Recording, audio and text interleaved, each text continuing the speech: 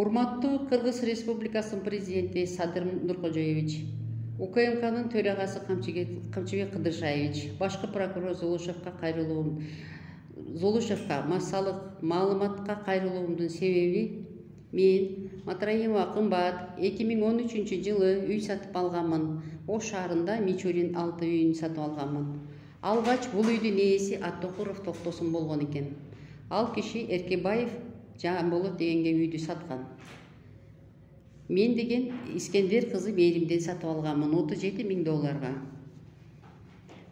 Ошол үйдү сатып алган мезгилде үй аресте жок эле, госрегистрден бүт документ менен, законный документ менен алганмын.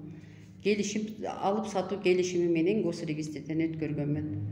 Ошол жылдан баштап үйдө бала чакам неберелерим менен жашап жүргөнмүн. 2017-жылы мен паспортту жоготуп коюп, базаны киргизейин десем, госрегистрге барып форма 4 алайын дегенимде эле мен базада жок болуп чыктым. Эмне себептен мындай болдум десем, сиздин үстүңүздө үйүңүз жок дешти. Анан көрсө, бул үйдүн жок экенин билип барып билдим. Көрсө Жунусов Заур үйдүн биринчи ээсинин күйөө баласы азыркы Бишкек шаардын соту болуп,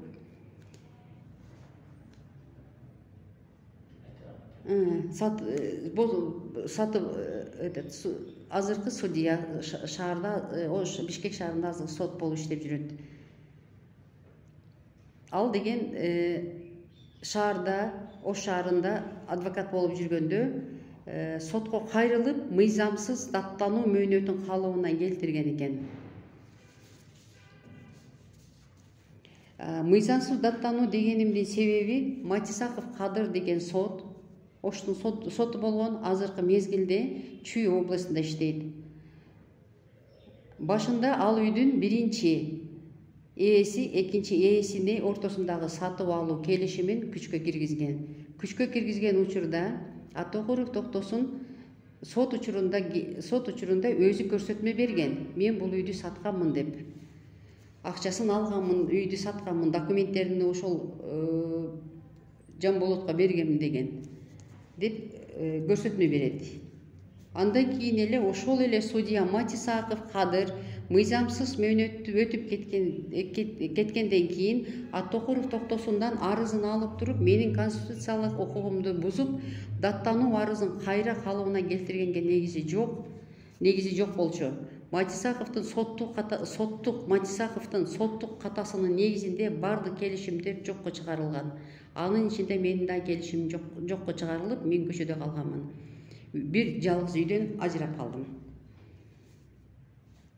Мен бул үйдүн накталай акчага $37.000 алганмын. Гезиттен таап алганмын мунун бардыгын. Мыйзамды алганмын. Мыйзам чегинде алганмын. Мен үйсүз, мен көчөдө калганымдын себепкерлери Матисаковдун мыйзам бузуу чечимдери жана анын башында турган демилгечи Жунусов Заур болгон.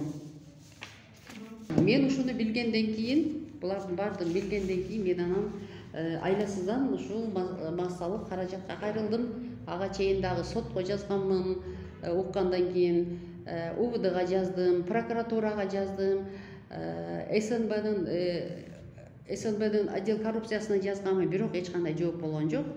Матисаков Кадыр менен өзүнө жолугушууга барганыңызда, ал кандай түшүнүктү, кандай негиздердин, кайсы мыйзамдардын негизинде ал кайра Токтосунга өткөрүп бергенин түшүндүрдү да? Ал Матисаковго мен барганмын, бир жолу эмес, 2 жолу барганмын. Чындыгында барганда мен муну чыгарган жокмун бул чечимди дейт.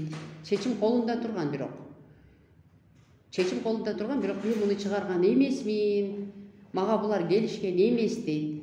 А чечим колунда турат, архивде турат бүт бардыгы. Менин колумда турат бул чечимдер.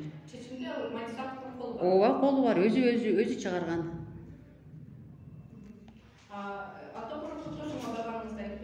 Анан айласыздан Аттокуров Токтосунга бардым. Токтосун агайга барсам, үйүндө экен. Ал киши 95тен өтүп кеткен, жакшы сүйлөбөйт экен канча жылдан бери. Аялы Клара эжени жакшы таанычумун. Бирок мен жалгыз барган жерим жок.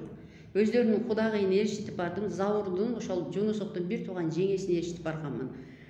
Анан заманда билесиңер жаманатты болуп калбайын деп ошол эжени ээрчитип барганымда айттым, эже дедим, ушуну туура эмес кылып турсуңар, мен муну сатып алганмын дедим, бул үйдү мен үйүмдү сатып тургандан алганмын десем, эмнеге алдыңыздар, үстүңүздөрдө үйүңүздөр турат, анан кийин келип ошол үйдү эмнеге талашып атасыздар, эмне себептен сиз өткөрүп алдыңыз эже дедим, кудайдан коркпой белеңиз десем, анан айтты, деди, мен муну сураган жокмун деди, биз деди жайында алайда үйүбүз бар, ошол жака кетебиз, бул үйдү деди Заур күйөө балам Жунусов деди, ошол деди, силер эки комната үйдө отурасыңарбы, бул үйдү мен силерге кайтарып берем деген сөзүм бар болчу, ошон үчүн мен силерге кайтарып бердим деп ошентип айтты. Бир тууган жеңеси менин жанымда кепил.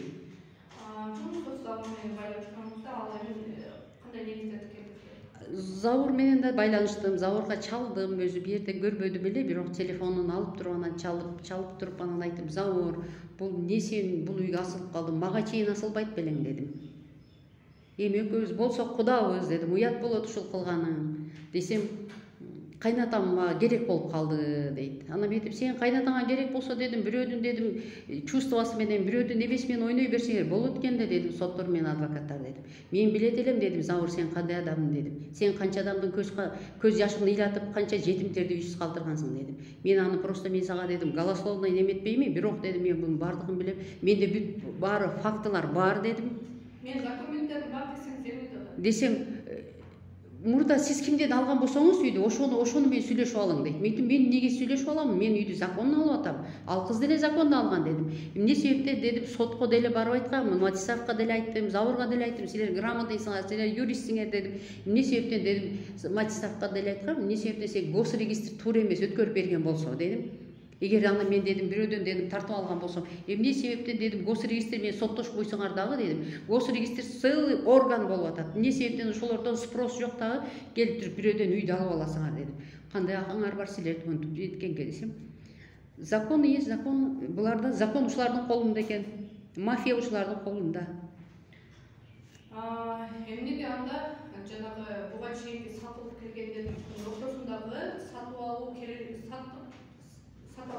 жокко чыгарышкан буга чейинкилердин ортосунда же чардыбы? Ошо мага белгисиз болуп атпайбы? Себеби мен эч кимди бузган жокпу? Жок. Бул мен алгандан кийин жок болуп атат да.